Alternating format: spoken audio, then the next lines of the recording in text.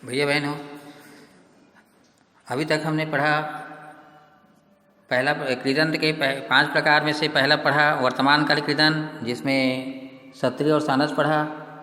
दूसरा प्रकार पढ़ा हमने भूतकालिक कृदंत में ट और कत्वतु।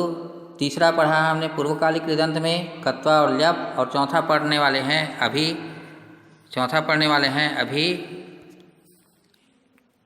हेतुवाचक, जिसको उत्तरकालिक कृदंत भी बोलते हैं, निमित्तार्थक भी बोलते हैं और तुमुनवाचक भी बोलते हैं। 4 प्रकार के नाम से बोलते हैं इसको। और इसका मतलब होता है के लिए। इसका मतलब क्या होता है? के लिए बनाने के लिए। बहुत सरल है ये, सबसे सरल है ये।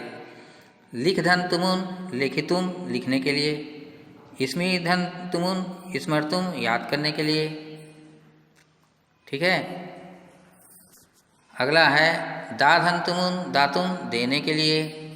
तो तुमुन में क्या होता है? तुमुन में बहुत सरल है। ये आप ऐसे कट कर लीजिए, ये तिरछा कट कर लीजिए, ये मैंने कट किया। अब इसको गोल घुमाइए ऐसा धनुष बांध जैसे। अब बचा क्या? ये तो आपको कट हो गया। अब बचा क्या? तुम। तो तुमुन जोड़ने के बाद तुम बचता है, उसको जोड़ना है। ठीक है। स्मि धन तुमुन, स्मर्तुम, याद करने के लिए। ये अर्थ आपको समझने के लिए दिया है। अगला दा धन तुमुन, दातुम, देने के लिए। नि धन तुमुन, नेतुम, ले जाने के लिए। पा धन तुमुन, पातुम, पीने के लिए। श्रु धन तुमुन, श्रोतुम, सुनने के लिए। दृश धन तुमुन, द्रष्टुम, देखने के लिए। ठीक है।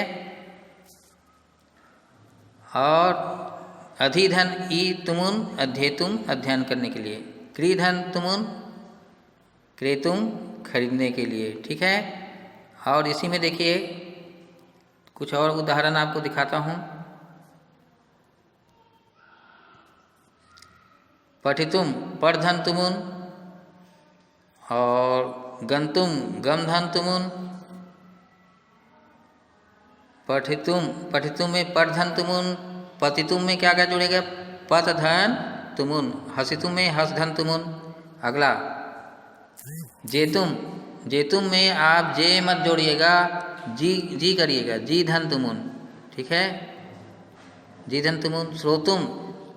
श्रोतुम में क्या रहेगा? श्रु धन तुमुन। और हरतुम में भी ऐसे रहेगा। कॉपी में नोट करिए।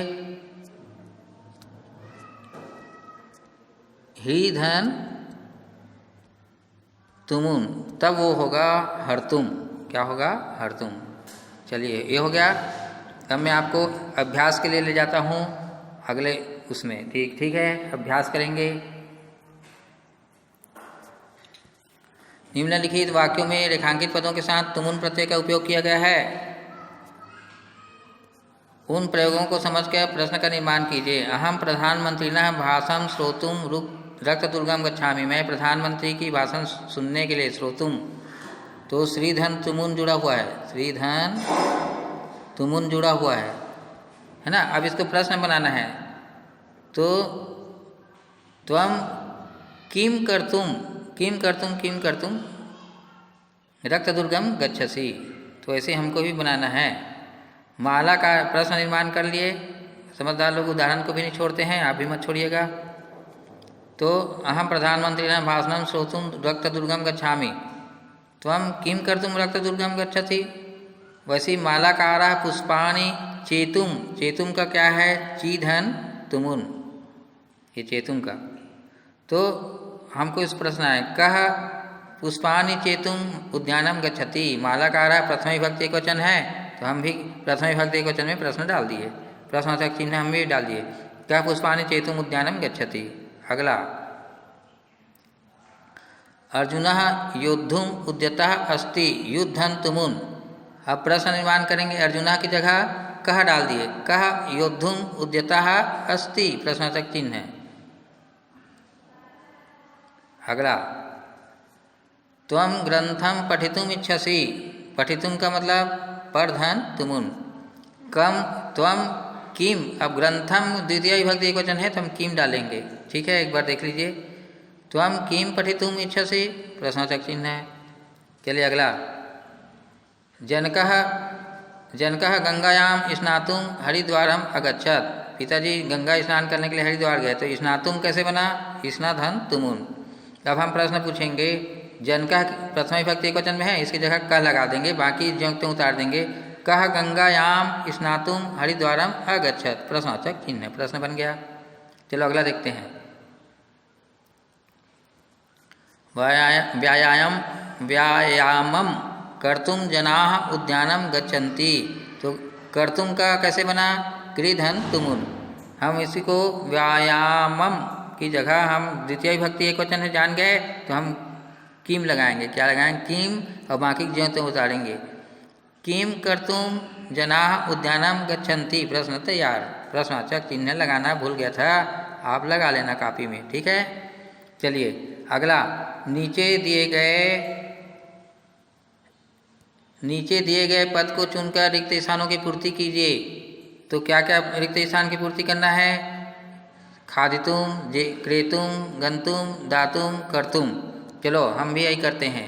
अगला पेज चलते हैं। ये हमने भर दिए।